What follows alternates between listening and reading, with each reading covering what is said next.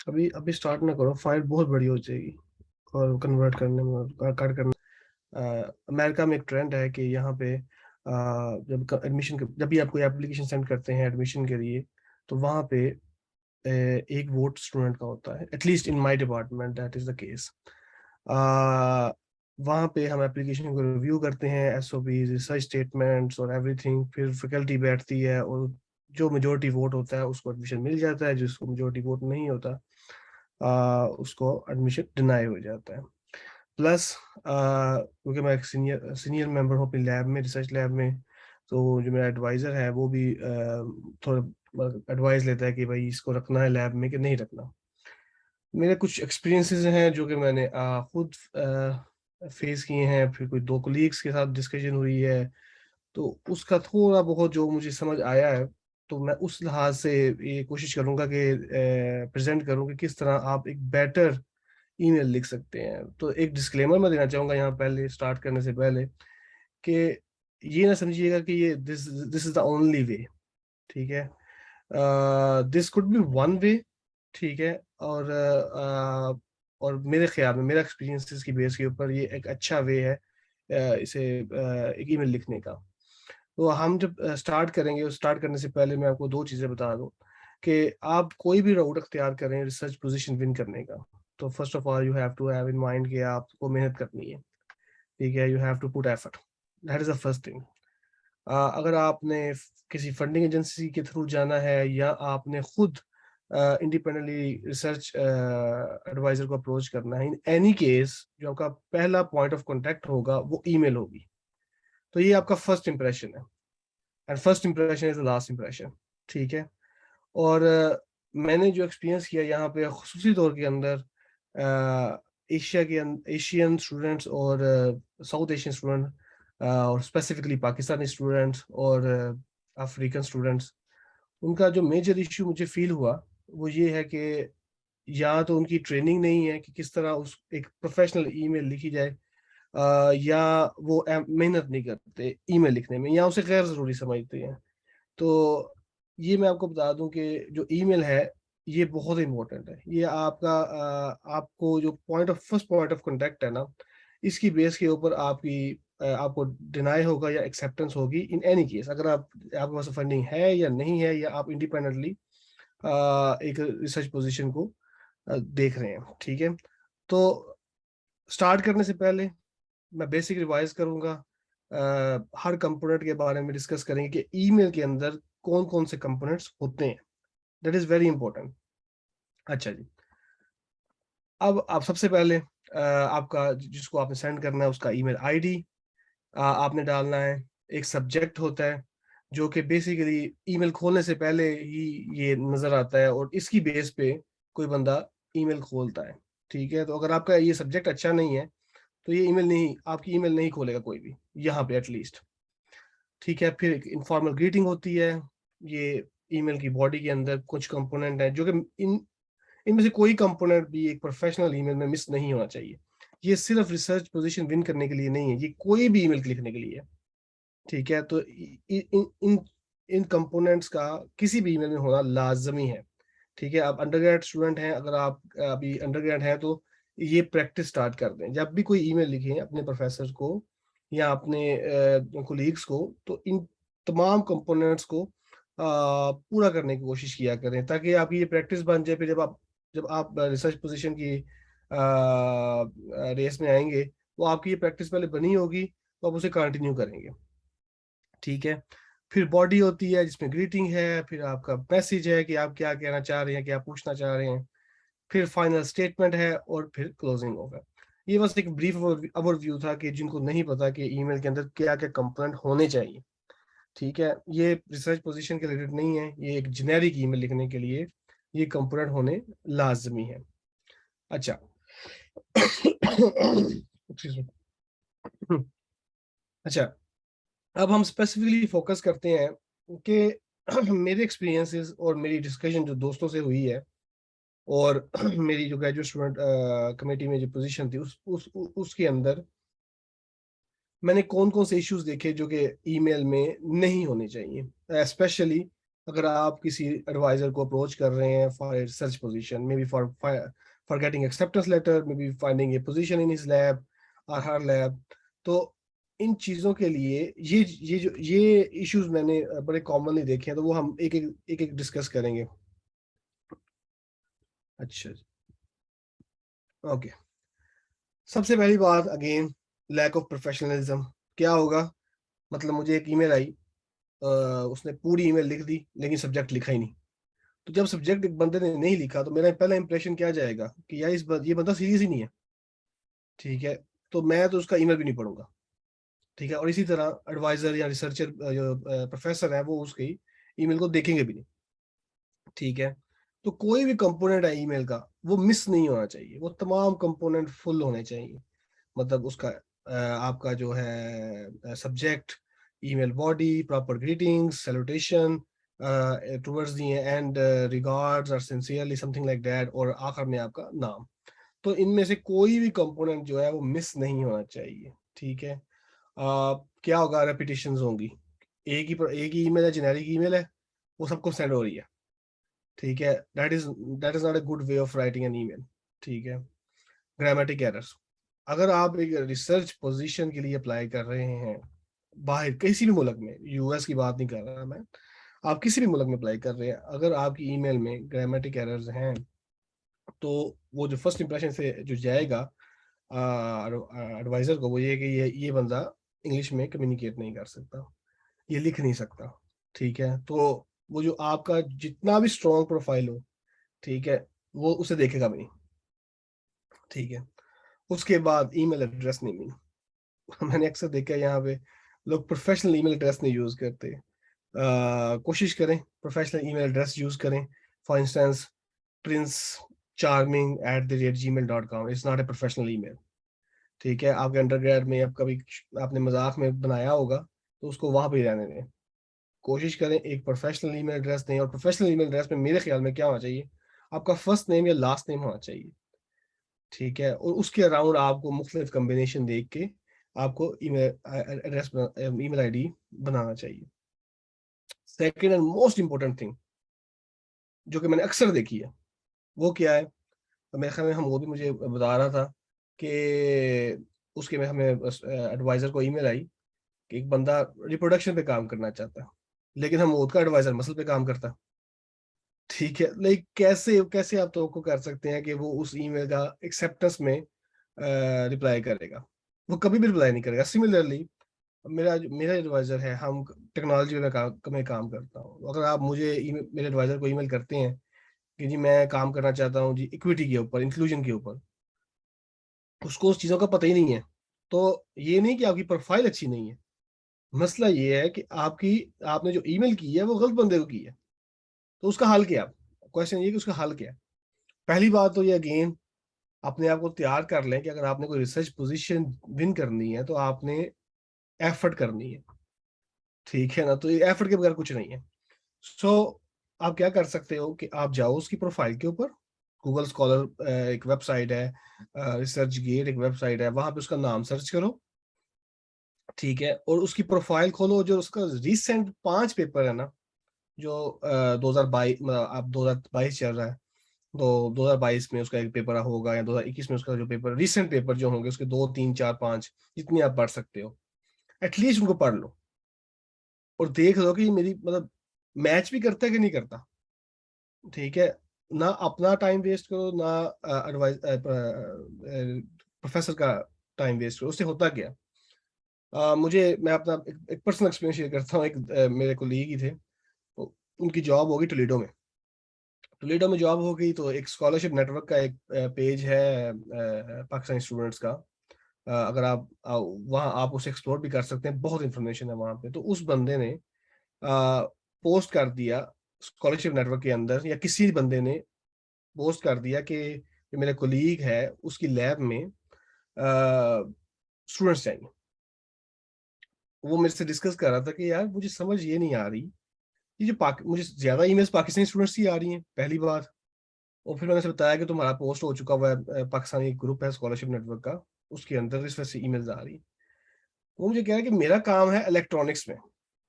ठीक है, मुझे बायोलॉजी वाले भी सेंड कर रहे हैं कि मुझे रख लो लैब में। वो कहते हैं यार कैसे, मुझे समझ नहीं आती कि वो मेरी जॉब एडवर्टाइजमेंट भी नहीं देखते कि मैं करना क्या चाह रहा हूँ, मैं किस तरह के स्टूडेंट देख रहा हूँ। तो कम से कम इसमें मैं इसलिए टाइम ज़्यादा स्पेंड कर रहा हूँ कि ये बहुत कॉमन है ईमेल्स के अंदर। आप एक ईमेल लिख लेती हैं, तो थोड़ी बहुत एफर्ट करके 1-2 घंटे के अंदर, उसके अंदर वो ईमेल मेरा ख़्याल है यूएस की हर प्रोफ़ेसर के पास चली जाती है। वो बेशक लिंग्विस्टिक का हो, ठीक है? That should not be the case. अब होता क्या है, आपका तो होना नहीं है। जो आपके बाद आने वाले हैं ना, उन्होंने कहना ये पाकिस्तानी स्टूडेंट है, सारे ऐसे ही होते हैं, ठीक है? इसलिए इनको हमने हायर करना ही नहीं, नॉन सीरियस है। ये इतनी एफर्ट नहीं कर रहे, अभी कोई बात नहीं हुई क्योंकि ये पहला पॉइंट ऑफ कॉन्टैक्ट है। Email is your first point of contact. उससे उधर ही चल गया पता कि पाकिस्तानी स्टूडेंट्स नॉन सीरियस है, they don't even read about the profiles. तो इसलिए आपने इसके लिए बहुत एफर्ट करनी है, प्लीज। ये मैं रिक्वेस्ट भी कर रहा हूँ क्योंकि इससे ना रेपुटेशन खराब होती है पाकिस्तानी स्टूडेंट्स की, एटलीस्ट यूएस के अंदर, ठीक है? तो ये आपने कोशिश करनी है कि आपने नहीं करना। सॉरी। तो सेकंड लास्ट है कि अब ये बहुत टेक्निकल चीज़ है। ये आप जब हम पाकिस्तान में बैठे होते हैं, जब मैं भी पाकिस्तान में था, तो हमें नहीं पता होता कि आपने किस टाइम पे ईमेल करनी है। अब 2 टाइम है यहाँ पे। एक ये है कि मैं अंडरग्रेड कर रहा हूँ और मैंने मास्टर्स का सोचा हुआ है कि मैंने बाहर जाके रिसर्च करनी है। मे बी रिसर्च फैसिलिटीज़ की वजह से, मे बी जो आप काम करना चाहते हो वो पाकिस्तान में नहीं होता, और मे बी आप बाहर सेटल होना चाहते हो। So it could be any reason. तो टाइमिंग क्या है? तो पहली बात टाइमिंग क्या है, वो ये है कि आपने 3rd ईयर के एंड के ऊपर अपनी यूनिवर्सिटीज़, प्रोफेसर्स जिनके साथ आप काम करना चाहोगे, जिनके साथ आपकी अलाइनमेंट है रिसर्च की, वो आपने शॉर्टलिस्ट कर लेनी है। आखिरी साल अपनी प्रिपरेशन करनी है और लास्ट सेमेस्टर में उनके साथ कॉन्टैक्ट करने स्टार्ट कर देना। उससे पहले भी कर सकते हैं, मतलब 4th ईयर के स्टार्ट में कर दें ताकि आपका जीआरई टॉफल हो जाए और आप फौरन 4th ईयर कंप्लीट करने के बाद अपनी पोजीशन स्टार्ट कर सके। अच्छा, यहाँ पे मैं एक और चीज़ बता दूँ, यूएस के अंदर आप बैचलर के फौरन बाद पीएचडी कर सकते हैं, ठीक है? ये ऐसा नहीं है कि आपने बैचलर करना है, फिर मास्टर्स करना है, फिर पीएचडी करनी है। ऑब्वियसली अगर आप बैचलर से डायरेक्ट पीएचडी के लिए आते हैं, तो आपको कुछ कोर्सेज़ ज़्यादा लेने पड़ते हैं, लेकिन आप कर सकते हैं, ठीक है? यहाँ पे लोगों ने किया हुआ कि हमूद भी पीएस से डायरेक्ट पीएचडी में ही आया हुआ है। तो पहला अंडरग्रेड है, तो 3rd ईयर के लास्ट में आपने अपना काम स्टार्ट कर देना है। जीआरई अगर एप्लीकेबल है, तैयारी स्टार्ट कर देनी है। आइल्स की तैयारी या टोफल की तैयारी आपने स्टार्ट कर देनी है या दे देना है 3rd सेमेस्टर के, सॉरी 4th ईयर के फर्स्ट सेमेस्टर में, और अपने प्रोफेसर को शॉर्टलिस्ट करके उनसे कॉन्टैक्ट करना स्टार्ट कर देना है। प्लस ये ना सोचिएगा कि जैसा मैं था पाकिस्तान में, तो मुझे ये था कि डिग्री जब तक डिग्री इन हैंड नहीं होगी तो मुझे अप्रोच नहीं करना चाहिए प्रोफेसर्स को। नहीं, ऐसा बिल्कुल नहीं है। आप लिख सकते हैं कि मेरी डिग्री मुकम्मल होने वाली है, मैं इस पे काम करता हूँ, और क्या नाम है, ये मेरे क्रेडेंशियल्स हैं, ये मैंने काम कर लिया हुआ है, एंड और कुछ रीजंस हैं जिसकी वजह से मैं आपके साथ काम करना चाहता हूँ। ठीक हो गया। तो दूसरा टाइम वो ये है, देखिए यहाँ पे 12 आवर का डिफरेंस है। अभी अब यहाँ पाकिस्तान में शाम के 6:30 हुए होंगे, 7 के अराउंड हुए होंगे, लेकिन यहाँ पे सुबह के 9:30 है।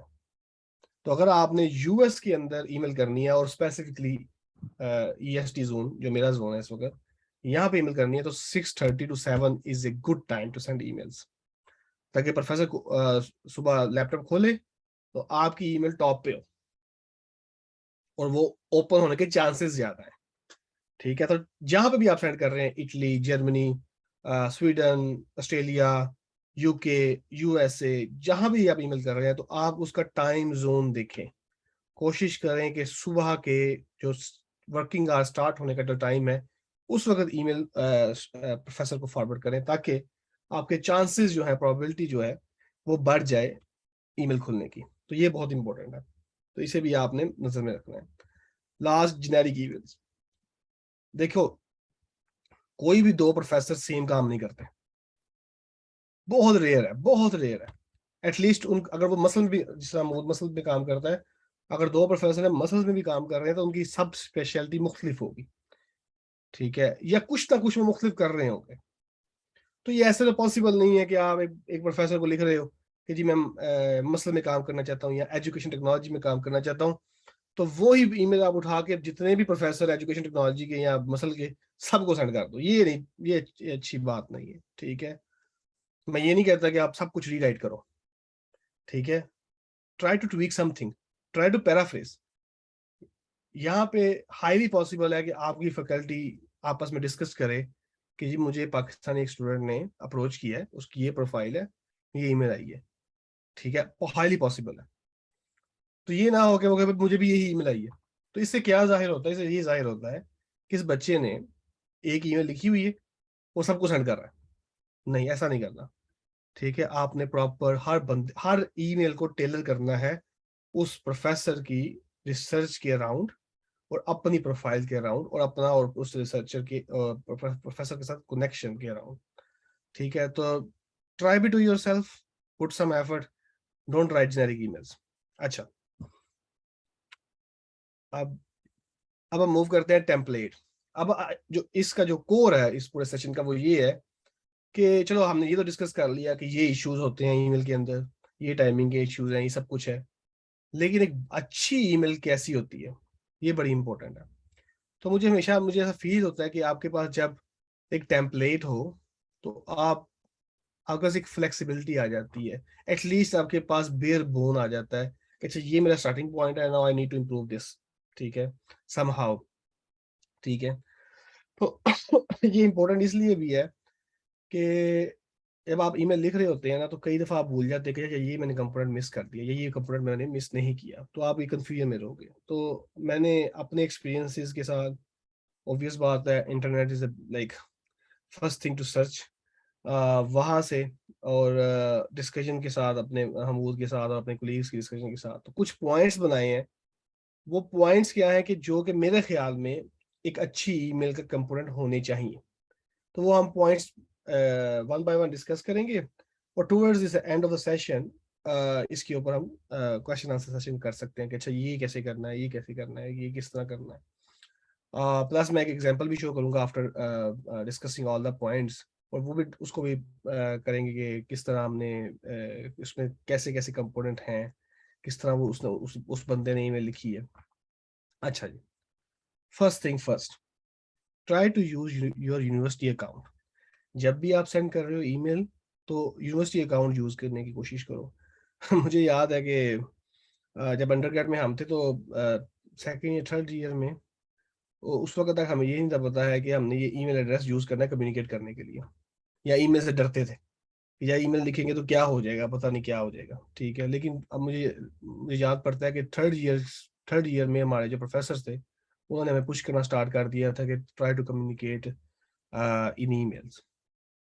तो first tip, university account use करो। उसका क्या फायदा है? उसका फायदा ये है कि @gmail.com नहीं होगा, @ जिस तरह मेरा था @pucid.edu.pk, ठीक है, @uas.com, समथिंग लाइक दैट।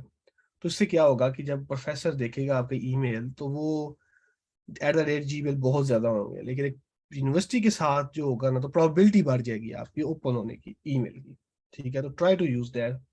और मैं अगेन यहाँ पे पॉइंट आउट कर रहा हूँ, avoid using embarrassing previous email address like prince_love_rxx, ठीक है, please don't use that. Literally आपका जो ईमेल एड्रेस है वो आपकी मेंटेलिटी को शो करता है अगर इस तरह का ईमेल एड्रेस है, ठीक है। Don't don't use this kind of email address. Sugar के लिए अपने अपने दोस्तों के दरमियान यूज करें, लेकिन रिसर्च पोजीशन विन करने के लिए बिल्कुल ये यूज ना करें, ठीक है जी। अच्छा, अब सेकंड पॉइंट है make the subject line clear, ठीक है। ये आपकी पहली पिच होती है। आपका ईमेल जब जाती है एडवाइजर के पास तो सबसे पहले रो के अंदर आपका सब्जेक्ट आता है जो आपने ईमेल के अंदर चूज किया हुआ है। तो वो मेरे ख्याल में ये आपकी फर्स्ट पिच होती है कि आप ये जो पूरी ईमेल आपने लिखी है ये किसके अराउंड रिवॉल्व करेगी, ठीक है। तो तो ये बहुत इंपॉर्टेंट है मेरे ख्याल में। मुझे ये दो अच्छी लगी थी तो मैंने एग्जांपल के तौर के ऊपर यहाँ लिख दी है। जिस तरह a prospective PhD student interested in molecular biology, interested in educational technology, interested in XYZ, या सिंपल प्रोस्पेक्टिव पीएचडी स्टूडेंट। ठीक है, ये कुछ एग्जांपल्स हैं जो कि आप यूज कर सकते हैं, लेकिन ये कोई लाजमी नहीं है कि यही यूज करनी है। ये मुझे अच्छी लगी तो मैंने यहाँ पे एक एग्जांपल के तौर पे रख दी। अच्छा, तीसरा component, use a formal greeting. ऐसा नहीं है कि भाई हाय हेलो मिस्टर मिसेस, ये नहीं यूज करना। जब आपने ग्रीटिंग करनी है तो dear doctor dot first name last name. मिसाल के तौर के ऊपर अगर मैंने हमूद को ईमेल लिखनी है तो मेरी ग्रीटिंग ये नहीं होगी hi mister Hamood, no. Hello mister Hamood, no. ठीक है, मेरी ग्रीटिंग ये होगी डियर डॉक्टर हमूदुर रहमान। ठीक है, ये मेरी ग्रीटिंग होनी चाहिए। कोशिश करें जब भी ईमेल लिखें डियर या कोई रिस्पेक्टफुल ग्रीटिंग यूज करें, और हेलो डियर जो भी आपने यूज करना है। अगर वो प्रोफेसर है, उसका टाइटल जो है आपको उसकी प्रोफाइल से मिल जाएगा। अगर वो डॉक्टर है तो डॉक्टर लाजमी लिखे।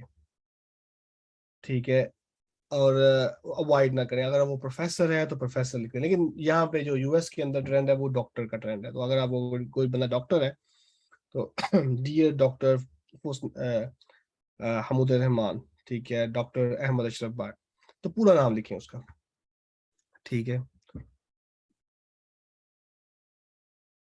ठीक है।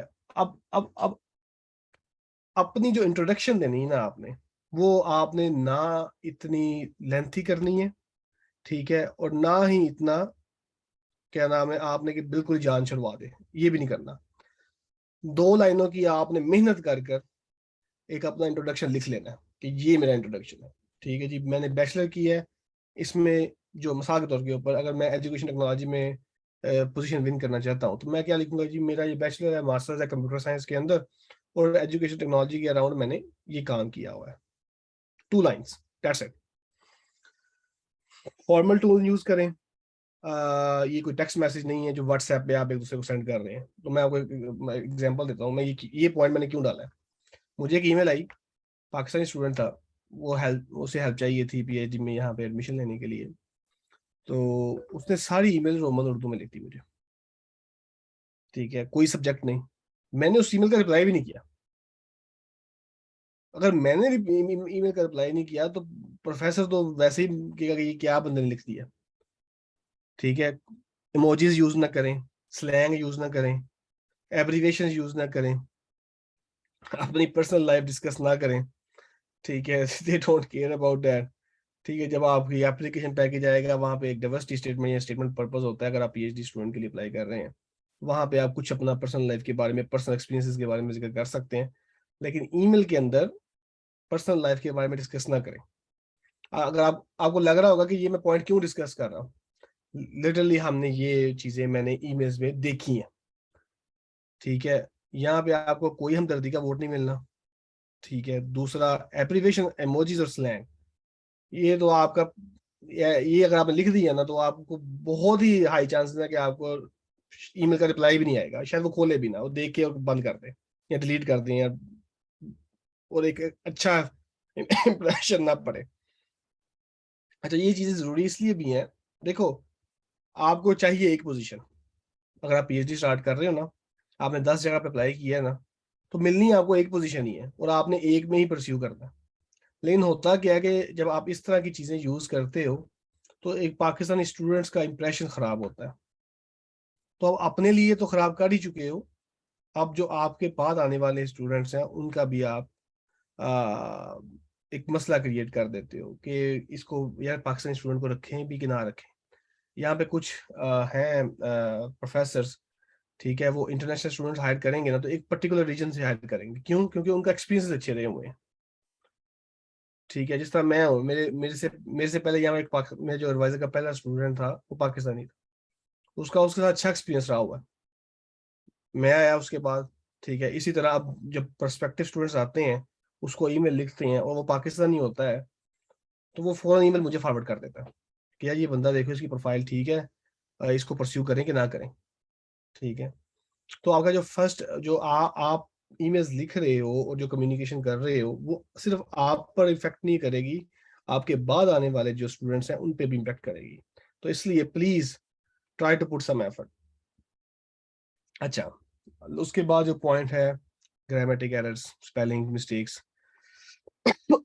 अच्छा, इसमें दो तरीके हैं। एक तो है कि टूल्स मिलती हैं जो कि आप ग्रामर करेक्शन के लिए यूज कर सकते हैं। ग्रामरली एक टूल है जो कि मैं भी यूज करता हूँ, ठीक है, वो आप ले सकते हैं। अगर आप अफोर्ड नहीं कर सकते तो आप ये भी कर सकते हैं कि एक बंदा ले ले, मल्टीपल बंदे लें और एक ईमेल, उससे उससे मल्टीपल बंदे एक ईमेल के ऊपर उसे यूज कर लें। अगर ये नहीं कर सकते तो अपने इर्द गिर्द कोई भी इंग्लिश का प्रोफेसर, ठीक है, कोई भी बंदा जिसको जो इंग्लिश को जानता है थोड़ा बहुत, उससे प्रूफ रीड करवा लें। ये बहुत इंपॉर्टेंट है। देखो, मैं बार बार इस पे स्ट्रेस इसलिए भी कर रहा हूँ कि आपको आपको ऐसा आपको फील करवाना चाह रहा हूँ कि ये आपका स्टार्टिंग पॉइंट है और ये आपका फर्स्ट इंप्रेशन है। ये अच्छा होना चाहिए। बाद में अगर कोई हल्की फुल्की गलती होती भी है प्रोफाइल में या कोई स्कोर अच्छा नहीं आता, तो अगर आपका पहला इंप्रेशन अच्छा है ना, तो एडवाइजर के माइंड में होगा ये बंदा अच्छा है, ठीक है, हम कुछ हिकअप्स जो हैं इसकी प्रोफाइल में उसको अवॉइड कर सकते हैं। ठीक है, तो that is very important. So grammar mistake नहीं होनी चाहिए, स्पेलिंग मिस्टेक तो बिल्कुल नहीं होनी चाहिए। ठीक हो गया। उसके बाद जो बॉडी है उसमें आपका जो आपने जो कम्युनिकेट करना है वो बड़ा कंसाइज होना चाहिए और क्लियर होना चाहिए। ठीक है, फॉर इंस्टेंस स्टार्ट करो कि एक एक से दो लाइन में कि आपका और उसकी रिसर्च के अंदर क्या कनेक्शन है, वो आपको क्यों हायर करे, आपके पास एक्सपीरियंस ऐसे कौन से हैं जो कि उसकी लैब को हेल्पफुल होंगे। 1 to 2 लाइंस। ठीक है जी। उसके बाद अपने क्रेडेंशियल्स के बारे में जिक्र करें जी। मैंने मास्टर्स की, मैंने बैचलर किया है कंप्यूटर साइंस के अंदर, मैंने ये किया है वो किया है। ठीक है, उसके बाद उसके ये एक आउटलाइन है बॉडी की जिसमें आपने कम्युनिकेट कर रहे हैं कि मुझे ये रिसर्च पोजीशन चाहिए। पहले आपका और उसकी रिसर्च का कनेक्शन किया, फिर किस तरह आप उसकी प्रोफाइल, आपकी उसकी जो रिसर्च है उसके लिए आप अच्छे कैंडिडेट हो, जो कि आप शो करोगे अपने क्रेडेंशियल्स के साथ। जिस तरह के मेरा बैचलर है कंप्यूटर साइंस में, मास्टर्स है कंप्यूटर साइंस में, या मैंने पीछे पर पब्लिकेशंस की हुई हैं इस एरिया के अराउंड। फिर उसके बाद अपनी जिक्र करो कि अच्छा, एक एक टेक्निक अच्छी ये भी होती है कि आप ईमेल के अंदर ही अप फ्रंट रहे और उसे अगर आप कन्विंस कर सकते हैं तो बड़ा पोलाइटली उससे कहें कि if you have time we can have an interview और we can have a meeting to discuss the potential position. ठीक है, तो इससे क्या जाहिर होगा कि कि एडवाइजर को ये चलेगा पता कि, या जो प्रोफेसर है उसे चलेगा पता कि ये बंदा पूरी प्रिपरेशन के साथ आया हुआ है। ठीक है, ये जो मेरी प्रोफाइल है इसे प्रॉपर पढ़ चुका हुआ है, इसे पता है कि मैं क्या काम करता हूँ और ये मुझे कन्विंस कर सकता है। बेशक वो इंटरव्यू के लिए आपको रिप्लाई ना करे, लेकिन जब ईमेल के अंदर आप ये डाल दोगे, ठीक है, और आपको लगता है कि मैं कन्विंस कर सकता हूँ, ठीक है, मैं एक अच्छा कैंडिडेट हूँ इस पोजीशन के लिए, तो डू आस्क दिस। अच्छा, टुवर्ड्स द एंड मुझे ऐसा लगता है कि क्योंकि हम इंटरनेशनल स्टूडेंट्स हैं, तो जो प्रोफेसर हैं वो हेजिटेट भी करते हैं कि यार इसे रखूंगा तो वीजा प्रोसेस होगा, सब कुछ हो गया तो ये ना आ सका, वीजा ना लगा तो क्या बनेगा, या ये एप्लीकेशन पैकेज के अंदर इसके अगर ये इंग्लिश में अच्छा स्कोर ना कर सका या ये ग्री में अच्छा स्कोर ना कर सका तो क्या होगा। तो अपनी प्रिपरेशंस के बारे में बताओ। ठीक है, यहाँ पे अपने वीजे के बारे में बताने की जरूरत नहीं है फर्स्ट ईमेल में, जरूरत, लेकिन आप अब ये बताओ कि जी मैंने यहाँ तो टॉफल दे दिया हुआ है, ये मेरा स्कोर है, और यहाँ ये कहो कि जी मेरा ये मैं ये स्केड्यूल कर सक ये मैं सॉरी ये मैं स्केड्यूल कर चुका हूँ और इस टाइम मेरा टॉफल का एग्जाम है। ठीक है, ताकि उसे पता हो कि यार बच्चा प्रिपेयर है, उसे पता है कि मैंने टॉफल करना है, उसे पता है मैंने जीआरई करना है। सो इन 3-4 लाइनों से आपको आपने प्रोफेसर को ये बता दिया, पहली बात कि मेरी और तुम्हारी रिसर्च में कॉमन चीज है, एक कनेक्शन है। क्रेडेंशियल से आपने ये बता दिया कि आप कि आप इस पोजीशन के लिए आपकी प्रॉपर बैकग्राउंड ट्रेनिंग हुई है, आपके पास इस तरह की स्किल्स हैं कि आप उनकी उसकी लैब के अंदर कंट्रीब्यूट कर सकते हो। फिर आपने ये बता दिया कि अब मैं कॉन्फिडेंट हूँ कि अगर आप इंटरव्यू करोगे तो मैं आपको कन्विंस कर लूंगा। फिर आपने ये बता दिया कि मुझे पता है कि मुझे एप्लीकेशन के लिए ये चीजें देनी है और इनके लिए मैं प्रिपेयर हूँ। Just imagine the feeling that a professor have. ठीक है कि भाई ठीक है, इस बच्चे को, ये बच्चा तैयार है, let's let's communicate with that student. तो ये चीजें बहुत बहुत जरूरी है। Towards the and, last point, sorry, signature डालें। सिग्नेचर की एग्जांपल मैं बाद में डिस्कस करूंगा। सिग्नेचर होता क्या है, जिसमें आप अपना नाम, आप किस डिपार्टमेंट में काम करते हैं, आपकी यूनिवर्सिटी कौन सी, और इस तरह चीजें होती हैं, वो हम एंड पे एक एग्जांपल मैं डिस्कस भी करूंगा। अच्छा, ये तो हो गए सारे पॉइंट्स जो कि एक अच्छी पोटेंशियल गुड ईमेल में होते हैं, कि जो आप यूज करते हैं अपने प्रोफेसर को अप्रोच करने के लिए। ठीक है, अब हम एक दो एग्जांपल्स डिस्कस करते हैं। अगेन डिस्क्लेमर, ये कोई ये कोई कंक्रीट चीज नहीं है कि ये ही करोगे तो पोजीशन मिलेगी। ठीक है, ये this is one of the way. ठीक है, तो मैं जो एग्जांपल आप शेयर करूंगा, मैं एक एग्जांपल शेयर करूंगा जो प्रॉपर लेंथ ईमेल है, एक एग्जांपल शो करूंगा जो बिल्कुल छोटी सी ईमेल है, लेकिन ये दोनों विनिंग ईमेल्स हैं। मतलब क्या, कि ये दोनों ईमेल्स के ऊपर, ये हमने उनसे बात भी की, जिन स्टूडेंट की हम ईमेल आपको मैं शो करवा रहा हूँ, कि ये ईमेल्स के ऊपर उनको पोजीशन मिली है। ये ऐसा नहीं है कि वैसे ही रैंडमली बना के आपको मैं दिखा रहा हूँ। ठीक है, अच्छा जी, पहली ईमेल देखिए, बहुत इंपॉर्टेंट चीज। उसने कैसे स्टार्ट किया, I hope you are doing well, that's it. कि ये आपको अच्छी मिले, मतलब आप कि I hope you are doing well. ठीक है, प्रॉपर ग्रीटिंग होगी। अब नेक्स्ट बात, I want to state that I came across the graduate research position on tornadoes in quasi-linear storm, which caught my attention. I am very interested in this position because I'm already working on radar, satellite, distrometer, and model data sets. तो यहाँ पे उसने क्या build किया है कि भाई मेरा तुम्हारी रिसर्च के साथ कनेक्शन है, और मैं इस तरह का सिमिलर काम कर चुका हूँ। अगेन वही हमारा जो आउटलाइन थी। उसके बाद credentials, I recently completed my master's degree, atmospheric science. Ish university say, like, I don't want to explain everything in the email. Instead, I request you to interview me. 20 minutes will be sufficient so that I can prove my candidacy for the position. So यहाँ पे उसने credential भी बता दिए, और ये बता दिया कि मैं सब इतनी लंबी चीजें नहीं लेना चाहता. We can have a 20-minute meeting and I can prove my candidacy for the position. ठीक है जी, उसके बाद उसने, if you ask for an interview today, I am ready to present my work to you because this is a fantastic opportunity that I want to be part of, show the preparation. ठीक है, अगर आप इन तीन लाइनों को देखो तो आपको अंदाजा होगा कि बच्चा मोटिवेटेड है, प्रोफेसर को अंदाजा हो गया कि ये मोटिवेटेड है।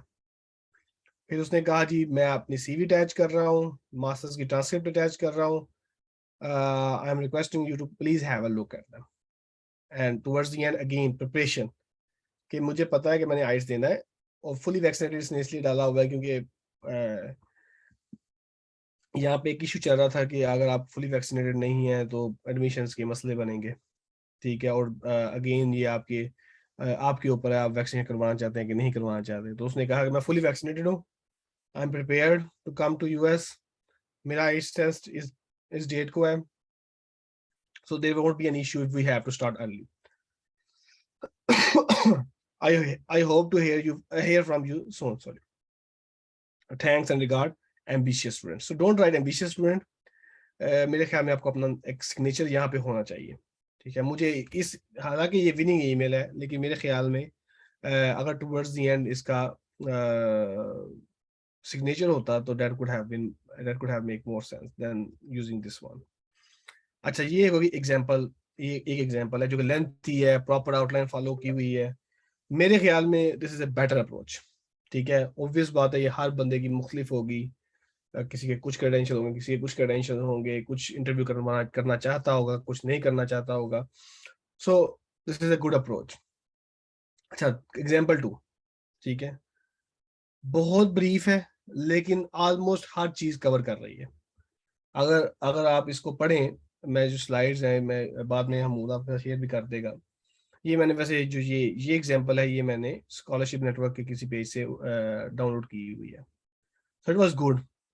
अगेन डियर, ग्रीटिंग ऐसा स्टार्ट किया, I hope you are doing well. I am this passionate to do research in the domain of cardiac regeneration. In my master research, again, build up the connection. इसमें मैं interested हूँ, masters के अंदर मैंने ये किया हुआ है और इस तरह मेरा कनेक्शन बनता है तुम्हारी रिसर्च के साथ।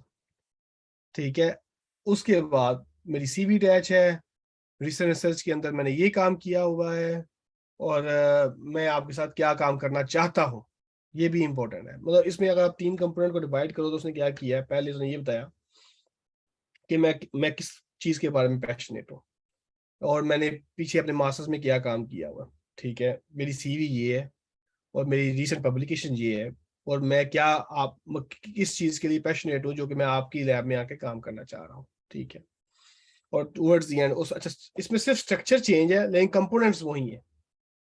ठीक है, तो please have a look on these two examples and try to imitate them, don't copy them, try to imitate them. ठीक है, पैराफ्रेज कर लें, आउटलाइन यही रखें लेकिन लिखें अपने लफ्जों में। ठीक है, जिस तरह भी जिस बंदे को अपनी रिक्वायरमेंट के मुताबिक सूट करता है। अच्छा, मैंने ईमेल सिग्नेचर के बारे में बात की थी कि और मैंने यहाँ पे लिंक भी दिया है। ठीक है, यहाँ पे आप जाओगे माइक्रोसॉफ्ट के अंदर, वो दिखाता भी है कि किस तरह आप ये सिग्नेचर बना सकते हैं। ये क्या करेगा, ये आपका एक डिफॉल्ट सिग्नेचर बना देगा और एंड में इंसर्ट कर देगा जब भी आपने उसे इंसर्ट करना होगा। तो एक दफा अगर आप इस लिंक पे जाएंगे तो आपको अंदाजा हो जाएगा मैं क्या बात कर रहा हूँ। अच्छा, सिग्नेचर में क्या होना चाहिए, आपका पूरा नाम, डिग्री, डिपार्टमेंट एफिलिएशन और यूनिवर्सिटी नेम। तो फॉर इंस्टेंस जब मैं अप्लाई कर रहा था तो ये मेरा सिग्नेचर था, Ahmad Ashraf Bhatt, MPhil computer science, department मेरा कौन सा था, Punjab university college of information technology, university कौन सी थी, पंजाब यूनिवर्सिटी लाहौर।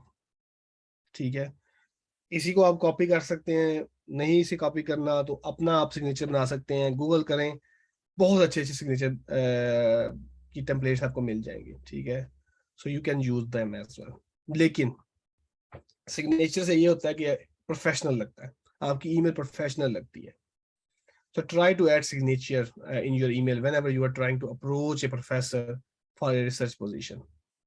ठीक है, अच्छा, ये मेरे कुछ ये रेफरेंसेस थे जो मैंने यूज किए हैं इस पूरी प्रेजेंटेशन को बनाने के लिए, और ये बहुत इंपॉर्टेंट है। मैं रेफरेंसेस इसलिए भी शो कर रहा हूँ कि जब भी आप बात कर रहे हो, जब एकेडेमिया में आप आओगे तो रेफरेंसेस बहुत इंपॉर्टेंट है। आप ये लाजमी नहीं है कि आप अकले कुल तो है नहीं, आप भी किसी से इंफॉर्मेशन लेते हो, नेट से लेते हो, दिस एंड दैट, तो reference do side people who has work on it, तो उनको प्रॉपर रेफर करना चाहिए, साइड करना चाहिए।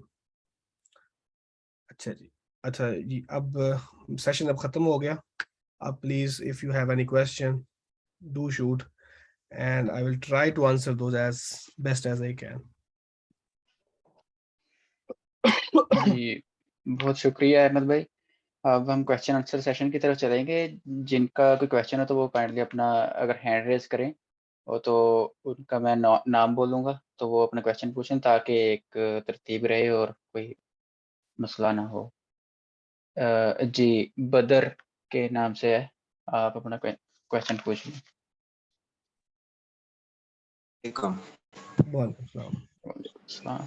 अच्छा, सबसे पहले तो वो thank you so much, it was a next level session and coming to the point, मेरा क्वेश्चन मेन ये है कि मेरे रिसर्च में जो है ना, मैं बेसिकली इंजीनियरिंग का स्टूडेंट रह चुका हूँ, इस साल ही मैंने अभी ग्रेजुएट हुआ हूँ। तो मेरे रिसर्च में जो है ना, एडवाइजर ने C+ दे दिया था। तो फिर कहीं मैं अगर रिसर्च बेस पे MS में जा रहा हूँ तो ये कहीं एक शॉर्ट कमिंग तो नहीं है मेरी कि इसको मैं कैसे कवर कर सकता हूँ? ये काइंडली अगर आप बता दें, थैंक यू। अच्छा, हाँ जी जी बिल्कुल। रिसर्च में सी, पहले तो मैं थोड़ा सा आप थोड़ा एलेबोरेट करेंगे रिसर्च में सी से क्या मुराद है? आपके प्रोजेक्ट, रिसर्च प्रोजेक्ट के अंदर सी दे दिया उन्होंने? बिल्कुल, पेपर वो था बेसिकली, मतलब प्रोटोटाइप कोई नहीं था इंजीनियरिंग में, अच्छा तो अच्छा, वो उसके अंदर C+ उन्होंने दिया।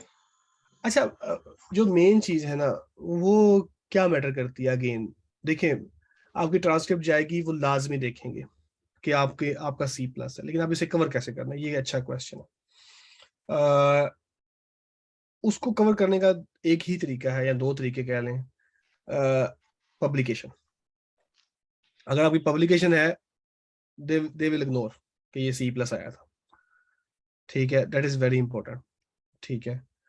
प्लस आपकी रेलिवेंसी उनकी रिसर्च के साथ, जब आप ईमेल लिख रहे हो और आपने ये एस्टेब्लिश कर दिया है कि मैंने आपकी रिसर्च लैब में काम हो रहा है उससे रिलेटेड मैंने काम किया हुआ है, तो उसे प्रूव करने के दो तीन तरीके होते हैं। एक तरीका कार ये होता है कि आपने ब्लॉग्स लिखे हैं, आर्टिकल्स लिखे हुए हैं उसके ऊपर। एक होता है कि आपने कॉन्फ्रेंस पेपर में पब्लिश किया हुआ है या जर्नल पेपर में पब्लिश किया हुआ है। So that's the only 2 to 3 ways that I can think of right now on top of my head कि आप इसे कवर कर सकते हैं। अगेन ट्रांसक्रिप्ट के अंदर अगर C+ है तो होगा क्या, अगर आपका एडवाइजर आपको एक्सेप्ट कर भी लेता है, जब ग्रेजुएट कमेटी बैठती है तो वो ये देखेगी, ठीक है। इसको कैसे कवर करते हैं, इसको आप उसके साथ कम्प्लीमेंट्री स्टेटमेंट्स होती हैं, रिसर्च स्टेटमेंट ऑफ पर्पस, उसके अंदर आप बताते हो कि, या डाइवर्सिटी स्टेटमेंट के अंदर आप बताते हो कि जी मैं इस पोजीशन के लिए कैसे रेलिवेंट हूँ, और वो कैसे आप शो कर सकते हो, आपने कोई online publications, that is very important. मैं अक्सर ये बात करता हूँ और मैंने ये अपने एक्सपीरियंस से सीखा भी है कि don't graduate if you don't have any publication, ठीक है। और जी, जी। जी जी, गो अहेड अमोद। मैं एक बात ऐड करना चाहूँगा, और एक केस है मैं स्टूडेंट का, उसके एक नहीं मल्टीपल सी थे, मतलब 3-4 सी थे उसकी पूरी डिग्री में, लेकिन उसका एडमिशन अल्हम्दुलिल्लाह हुआ है। तो वो किस तरह उसने प्रोफ़ेसर को कन्विंस किया था, he was having a research idea, professor से उसकी मीटिंग हुई, प्रोफ़ेसर ने उसे कहा कि मेरी तरफ से ओके है। उसके बाद जो ग्रेजुएट कमेटी बैठी थी, उन्होंने उस पे ऑब्जेक्शन किया, लेकिन प्रोफ़ेसर ने कहा कि ये मेरी ज़िम्मेदारी है, आप ओके कर दें। तो उन्होंने ओके कर दिया। आपके पास अगर रिसर्च आइडिया है, म ख़ास तौर पे जो बैचलर होते हैं या अंडर ग्रेजुएशन जिन्होंने रिसेंटली की होती है, तो पब्लिकेशन में नाम आना थोड़ा मुश्किल होता है। Just develop a research idea. आपके पास अगर रिसर्च आइडिया है, तो वो इंशाल्लाह कवर कर लेगा। हाँ, उसमें ये रिसर्च आइडिया तो इम्पोर्टेंट है, लेकिन आपने जो, अच्छा एक क्वेश्चन भी है मंजर रसूल का कि can I win the PhD position without publication, you can, but you have to prove कि किस तरह आप उसकी यहाँ पे आके उसको क्या कहते हैं, पार्टिसिपेट करेंगे, या उसको यहाँ पे उसके लिए हेल्पफुल हो सकते हैं, उसकी लैब के लिए, प्रोफेसर की लैब के लिए, या उस डिपार्टमेंट के लिए।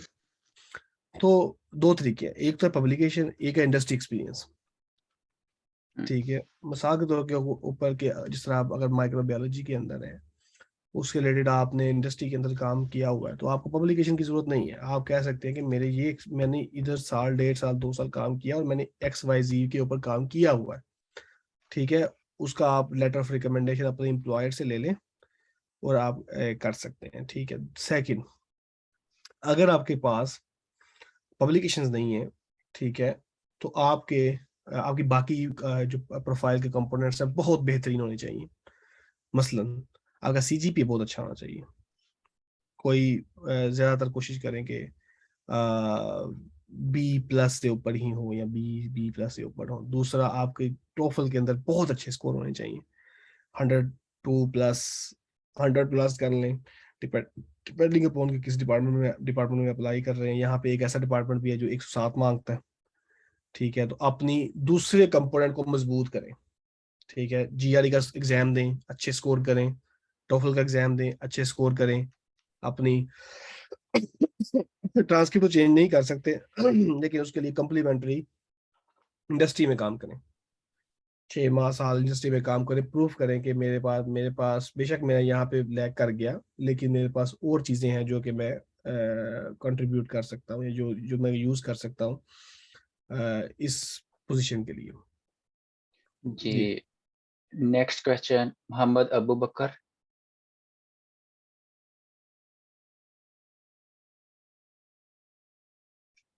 Hello and Assalamu alaikum. वालेकुम First of वालेकुम all, it is अस्सलाम। very amazing thank you. to talk with Dr. Ahmed. Sir actually मेरा क्वेश्चन आपसे ये रिलेटेड ये है कि मैं अभी अंडर ग्रेजुएट का स्टूडेंट हूँ, मेरा 5th सेमेस्टर है टीवीएम का।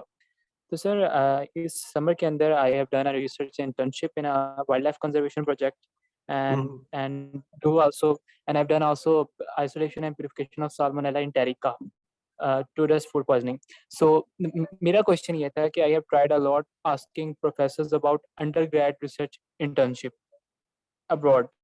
So is there any scenario of that? Because in Pakistan there is no such scenario, but in higher cities कि आपको कुछ होते हैं, जिस तरह मैंने रिसर्च इंटर्नशिप कर ली एक वाइल्ड लाइफ कंजर्वेशन प्रोजेक्ट में। तो बाकी जो सा है ये सवाल था, और सर दूसरा था कि अ, हम अभी अपनी डिग्री के मिड के अंदर हैं अपने अंडरग्रेड लेवल पे। How can we better address it कि हम कैसे अपने आप को इफेक्टिवली और ज़्यादा अच्छे अप्रोच के अंदर रखें कि जो हमने अगर हम अगला मोटिव जो है रिसर्च की तरफ अगर हमने आना है तो उसको कैसे आगे से आगे बढ़ाया जा सके। अच्छा, ये अच्छा क्वेश्चन है कि आप किस तरह अपनी प्रोफाइल बिल्ड कर सकते हैं ताकि आप मास्टर्स के लिए एक आप अच्छी आपकी प्रोफाइल हो टू गेट एन एडमिशन। अच्छा, अगेन फर्स्ट थिंग फर्स्ट कि अगर आपने इंटर्नशिप की है तो कोशिश करें कि पब्लिकेशन करें। ठीक है, इट डजंट मैटर कि आपकी इंटरनेशनल पब्लिकेशन होनी चाहिए। अगर आपकी पाकिस्तानी कॉन्फ्रेंस में पब्लिकेशन है तो it is fine. Try to find some cheap conference, like not cheap conference, cheap in terms of fees. ठीक है, उसमें ढूंढें और अपनी जो जो भी आप काम कर रहे हैं, छोटा मोटा आप काम कर रहे हैं, उसको पब्लिश करने की कोशिश करें। एक बात, आप इंटर्नशिप्स कर रहे हैं, दैट्स अ गुड थिंग। अगर रिसर्च बेस्ड इंटर्नशिप है तो ये आपकी प्रोफाइल बिल्ड करने में काम करेगी। प्लस कम्युनिटी वर्क करें। ठीक है, वो भी बहुत इंपॉर्टेंट है आपकी प्रोफाइल के लिए, मास्टर्स के लिए, related to your own field. अच्छा, एक आपका क्वेश्चन ये था कि बाहर इंटर्नशिप प्रोग्राम्स हैं कि नहीं है ड्यूरिंग योर अंडरग्रेड। अच्छा, ये बहुत कम्पिटिटिव है। अगर होंगे भी तो आपको बहुत प्रिपेयर करना पड़ेगा उसके लिए, और I think it could be slightly expensive as well if you can afford it और नॉट। मैं personally, if I have been in your place, so what I will do is basically I will try to publish something instead of going abroad. I will try to find some professor, or if I couldn't find any professor, what I will do is I will just try to do my own research. I could write a systematic literature review, ठीक है, and try to find some conferences maybe in Pakistan to just publish it। ठीक है, तो like try to publish, so that's my message actually। जब आपके पास जी, publication है तो आपकी प्रोफाइल बहुत स्ट्रांग हो जाती है, आपकी बहुत सी चीजें केटर हो जाती हैं। अगेन, और हमूल का जो अब जो बात की थी वो बहुत इंपॉर्टेंट है। अगर आपके पास एक रिसर्च आइडिया और बड़ा वैलिड रिसर्च आइडिया है, दैट इज आल्सो इम्पोर्टेंट। ठीक है कि जी मेरे पास ये आइडिया है, ये मैंने इस पे काम किया हुआ है, लेकिन ये कब होगा? जब ईमेल के अंदर आप उसे कन्विंस कर पाओगे कि मेरे साथ एक मीटिंग करो, to have a discussion on that idea. ठीक है, प्लस वो मीटिंग क्यों करेगा? वो मीटिंग उस वक्त करेगा जब वो देखेगा कि आपकी प्रोफाइल के अंदर कुछ कंपोनेंट ऐसे हैं या कुछ बुलेट पॉइंट ऐसे हैं जो कि आपको एक अच्छा रिलायबल कैंडिडेट बनाता है टू हैव ए डिस्कशन। मिसाल के तौर के ऊपर, अगर मैं हूँ, मेरी पूरी प्रोफाइल एजुकेशन टेक्नोलॉजी के ऊपर या कंप्यूटर साइंस के ऊपर है, मैं बायोलॉजी के प्रोफेसर को सेंड कर देता हूँ कि ये मेरा एक आइडिया है, लेट्स हैव ए डिस्कशन। वो मेरी प्रोफाइल देखेगा, वो कहेगा, ये क्या बंदा है यार, इसने एजुकेशन टेक्नोलॉजी में काम किया हुआ है और मेरे से ये बायोलॉजी का आइडिया डिस्कस कर रहा है। ये मैंने एक्सट्रीम केस कह दिया, लेकिन इसी तरह आपकी प्रोफाइल के अंदर कुछ ऐसा होना चाहिए जो कि कम्प्लीमेंट करे कि क्या क्यों आप इस आइडिया पे काम कर सकते हो। I hope I answer this question. Amul, मैंने कुछ मिस किया तो आप ऐड कर दो। जी, I will add just one हाँ। थिंग कि कुछ स्टूडेंट्स जो होते हैं एक्सटर्नशिप करना चाहते हैं, बहुत अच्छी चीज़ है, लेकिन एक्सटर्नशिप के लिए ना प्रोफेसर्स आपको फंड तकरीबन नहीं करेंगे, क्योंकि उनके वो प्रोजेक्ट होता है 3 साल का, 4 साल का, तो वो एमएस स्टूडेंट या पीएचडी स्टूडेंट को फंड करते हैं उस पे। एक्सटर्नशिप्स की जो अपॉर्च्युनिटीज़ होती हैं, वो यूनिवर्सिटीज़ दे रही होती हैं या फिर कोलैबोरेशन होती है डिफरेंट कंट्रीज़ की आपस में, जिस तरह यू ग्रेड है। तो आप यानी इस तरह के स्कॉलरशिप्स जो आते हैं, जो एक्सटर्नशिप की अपॉर्च्युनिटीज़ होती हैं, जो फंडेड होती हैं, उनमें अप्लाई कर सकते हैं। प्रोफ़ेसर के थ्रू एक्सटर्नशिप तकरीबन मुश्किल है। ये I hope Thank you your so much. question has Thank been you so answered. much. Yeah. Thank you It so was much, really Ahmed nice Hamud to bhai. listen from you. आप DM student हो और अभी under graduate हो और आप interested हो, आपको कम से कम क्लियर है कि आपने आगे क्या करना है. It was really good. Okay, next question की तरफ चलते हैं. डॉक्टर आदिल, आप अपना क्वेश्चन पूछ लें.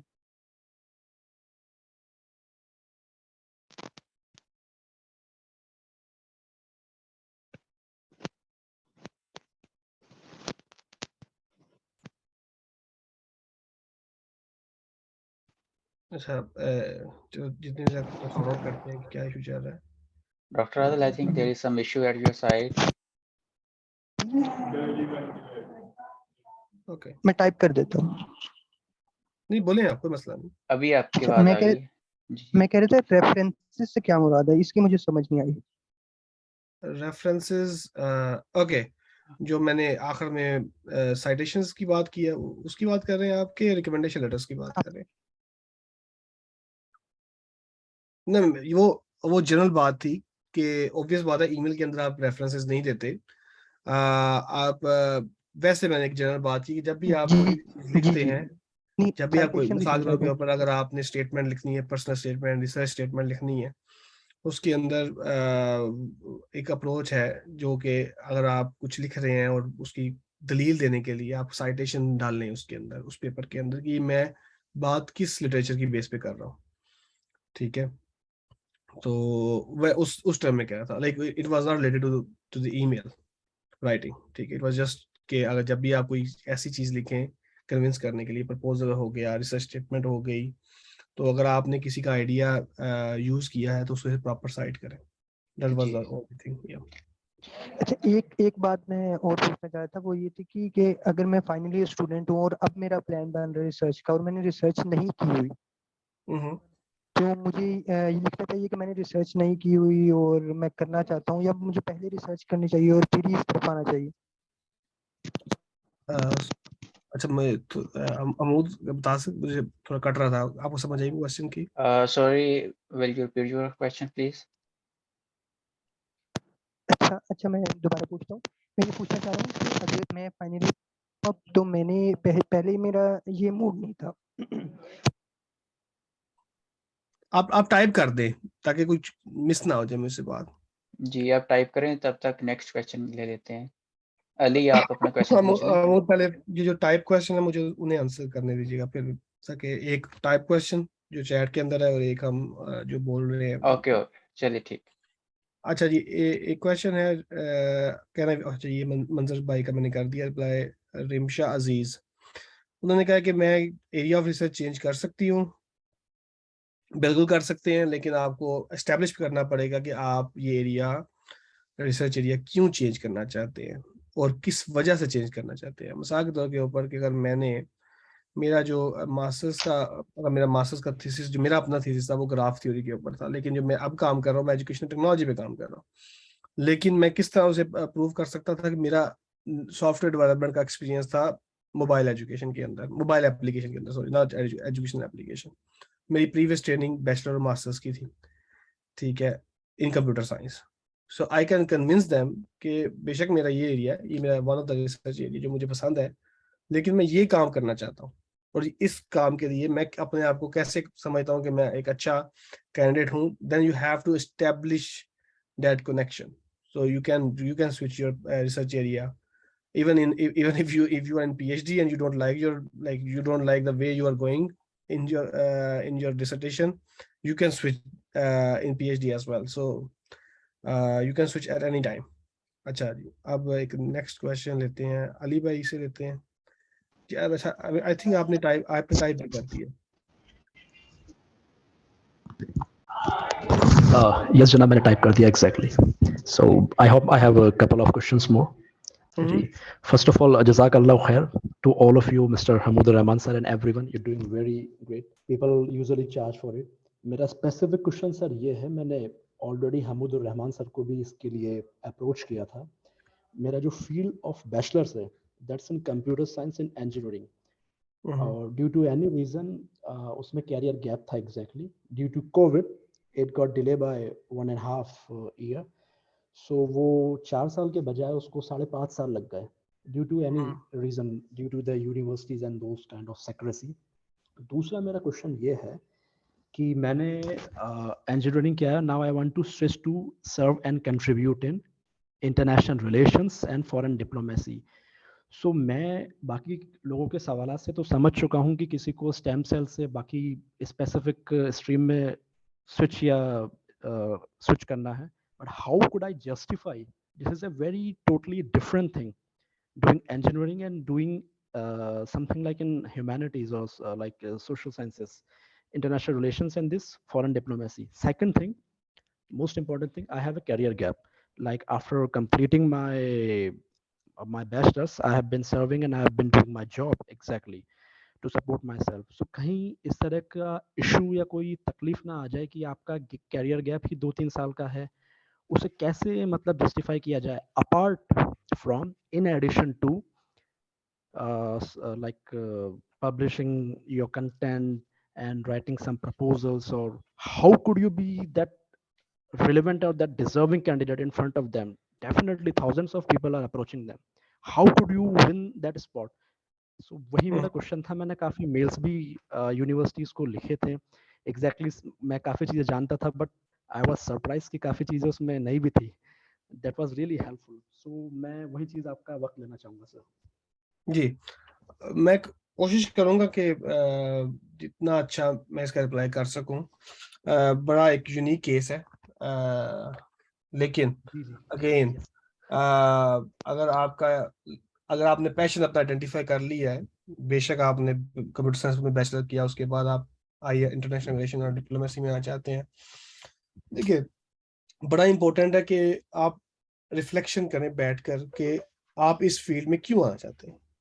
कुछ ना कुछ ऐसे एक्सपीरियंसेस होंगे जिसकी बेस के ऊपर आपने डिसीजन लिया होगा कि जी मैं आईआर में या डिप्लोमेसी में आना चाहता हूँ. It could be your current job, it could be something else.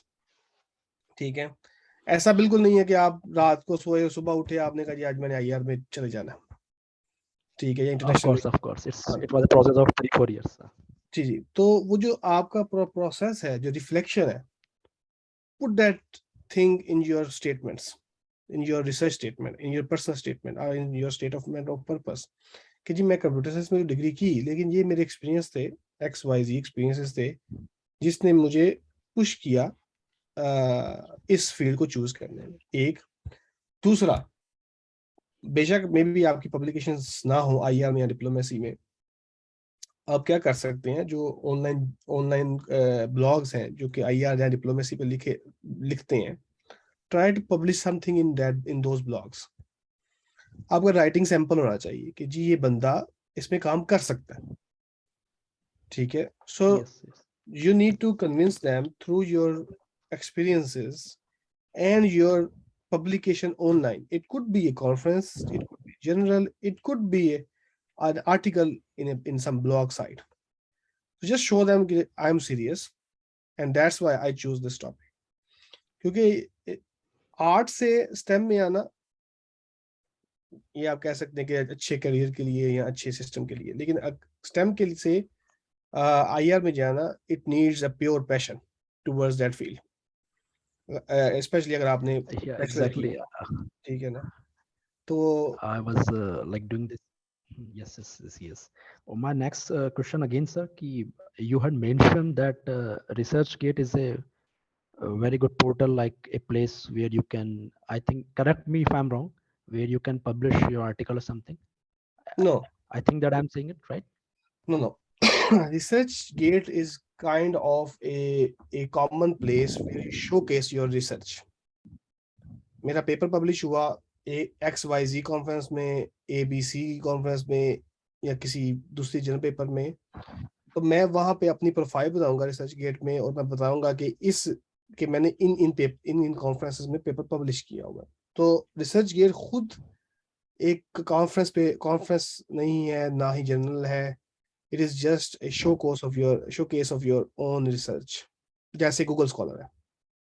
ठीक है, बस तो कुछ फायदे हैं. कुछ फायदे इस तरह है कि मैं फॉलो कर सकता हूँ अपने रेलेवेंट रिसर्चर्स को. उनका पेपर पब्लिश होता है तो मुझे जल्दी चल जाएगा पता कि यार ये पेपर पब्लिश हुआ है, let's have a look on that, और इस तरह की चीजें होंगी. ठीक है, तो रिसर्च गेट इतना काम करती है।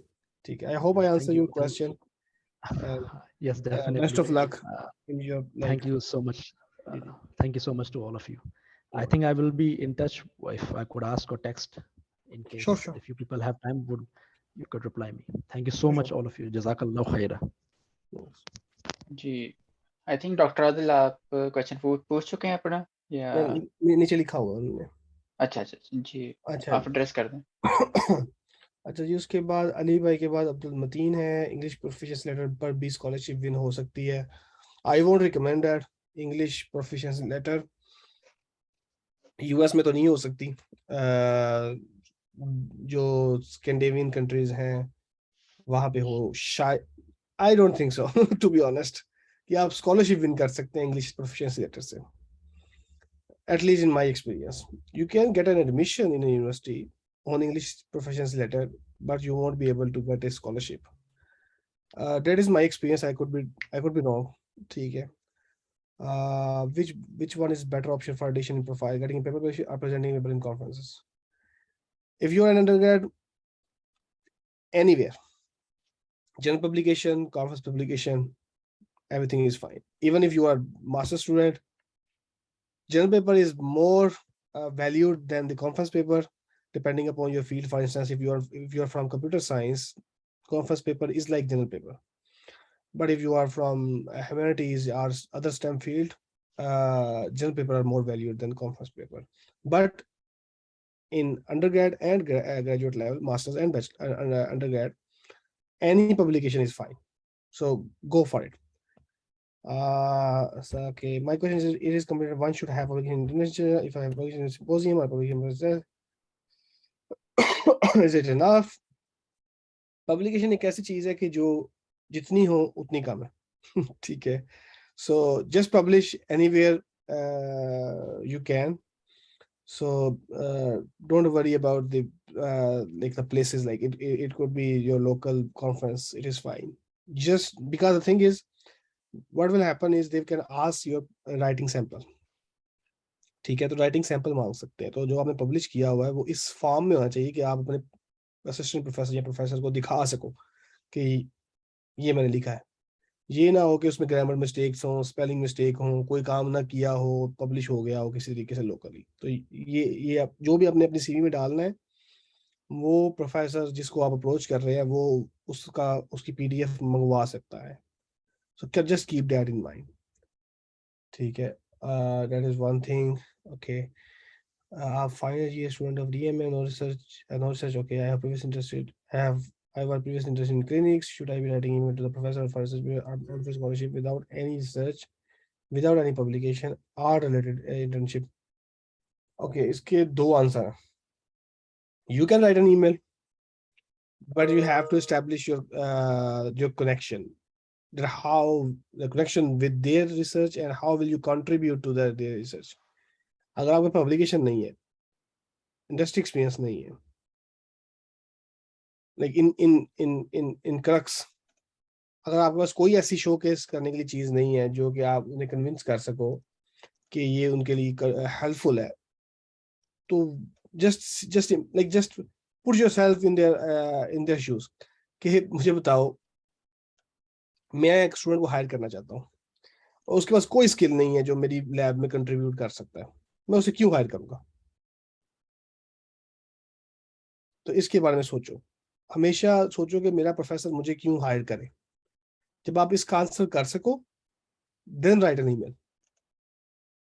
ठीक है, अच्छा जी, sir do you know about which any university is best for MS geology wildlife and okay, last है अंजा बकार। अच्छा, अगेन मैंने शुरू में बात की थी, जब आप रिसर्च पोजीशंस के लिए फाइंड आउट रिसर्च पोजीशन को देखना स्टार्ट करो, तो ये keep in mind, you need to put effort.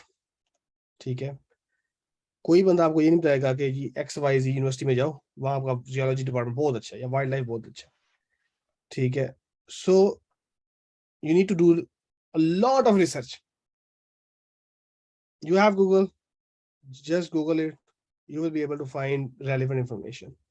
If you can't, try, so एक scholarship, एक Facebook पेज है, scholarship network, वहां पे पोस्ट करो कि मैं इस फील्ड के अंदर काम करना चाहता हूँ या चाहती हूँ, ये मेरे एक्सपीरियंसेस हैं, मुझे कोई रिकमेंडेशन दे दो, ठीक है।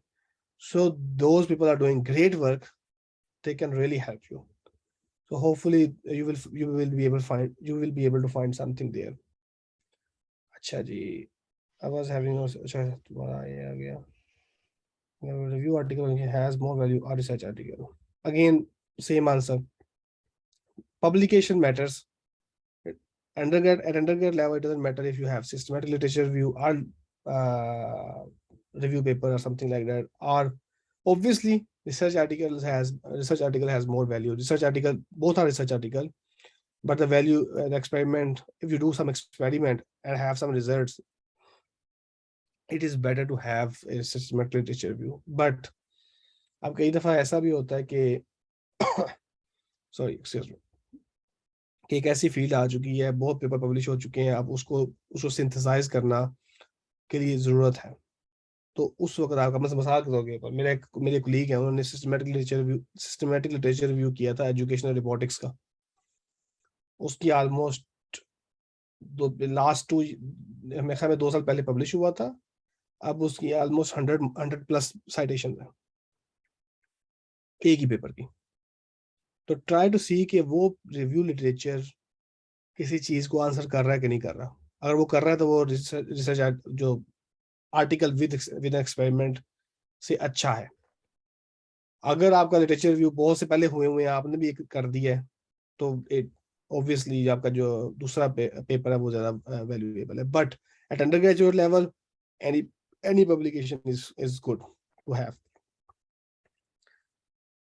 अच्छा, मंजर सून, IELTS TOEFL agree depending upon where you are applying.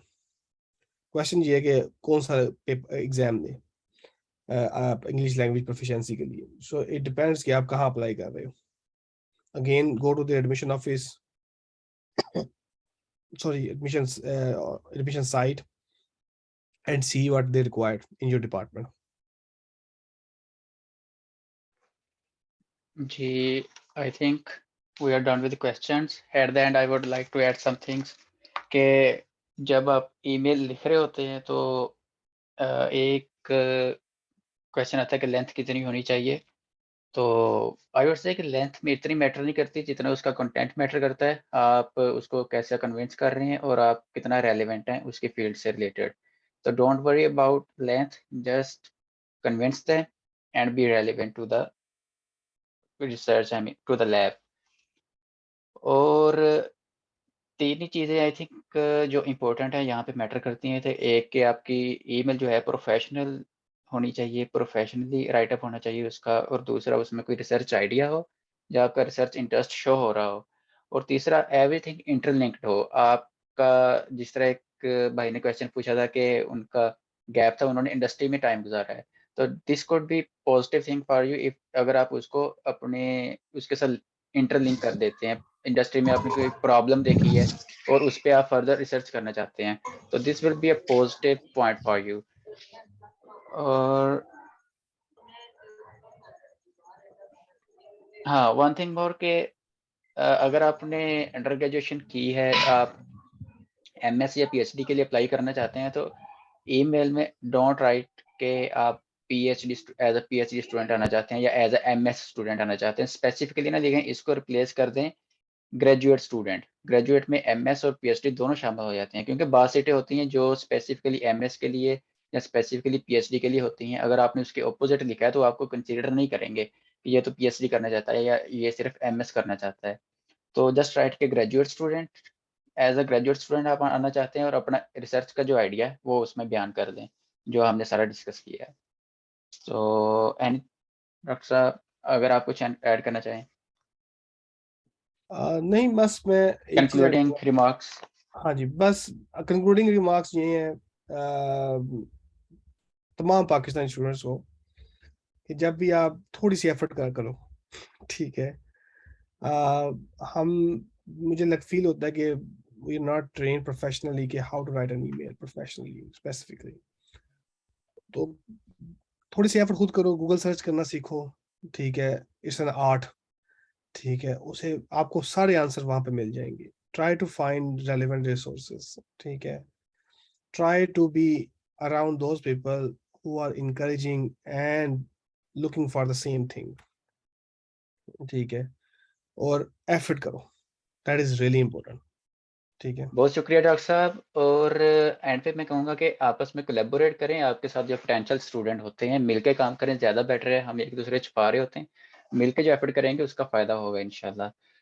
और at the end I will acknowledge doctor Ahmad but ये अभी इनकी तबीयत काफ़ी ख़राब थी, फीवर भी था और सोर थ्रोट भी था, लेकिन ये आए और गला ख़राब था, गले में दर्द था, उसके साथ इन्होंने 1 घंटे से ऊपर टाइम हो गया ये सारा सेशन दिया। आई होप कि ये काफ़ी इन्फॉर्मेटिव होगा आपके लिए और अपना फीडबैक आप दीजिएगा और इसको कैसे इम्प्रूव किया जा सकता है। सो एट द एंड कंक्लूड करते हैं। बहुत शुक्रिया सभी लोगों का, ख़ास तौर पे डॉक्टर साहब आपका। दुआओं में याद रखिएगा। अल्लाह हाफ़िज़। अस्सलाम वालेकुम।